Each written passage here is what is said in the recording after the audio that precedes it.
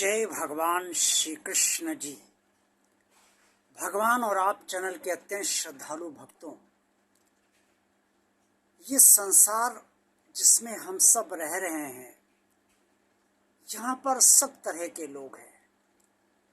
कुछ लोग ऐसे हैं जो आपकी तरक्की से बहुत प्रसन्न होते हैं। आप जितने समृद्धशाली बनते हैं, आपके हितैषी आपको आपकी तरक्की से बहुत खुश होते हैं और उन्हें कोई जलन आपसे नहीं होती। लेकिन कई लोग इस संसार में ऐसे हैं जो आपकी तरक्की से जलते हैं।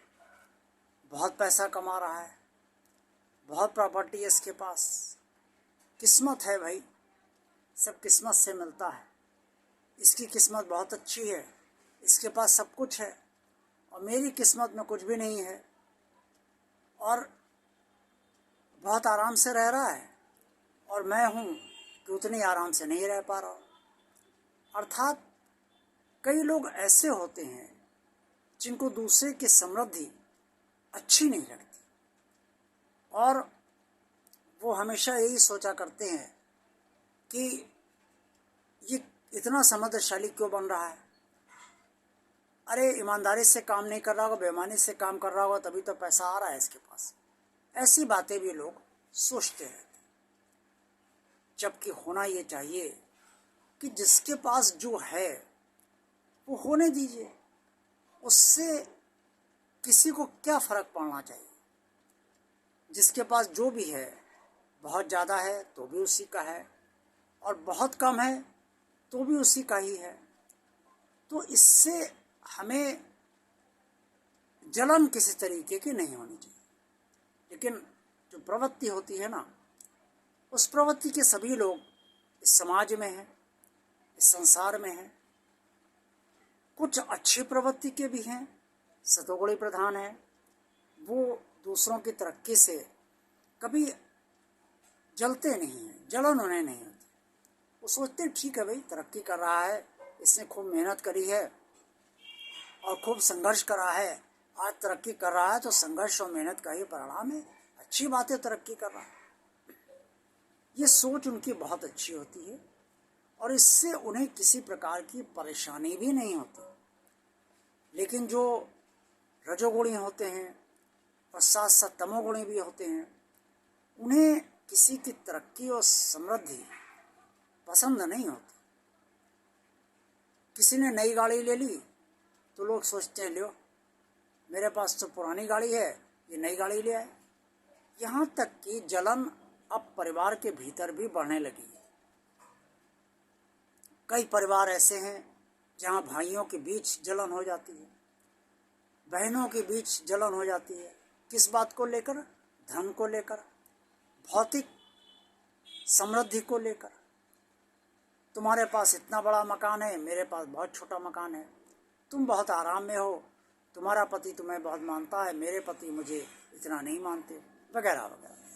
तो ये सब चीज़ें लोगों की प्रवृत्ति दर्शाती है कि वो किस प्रवृत्ति के हैं।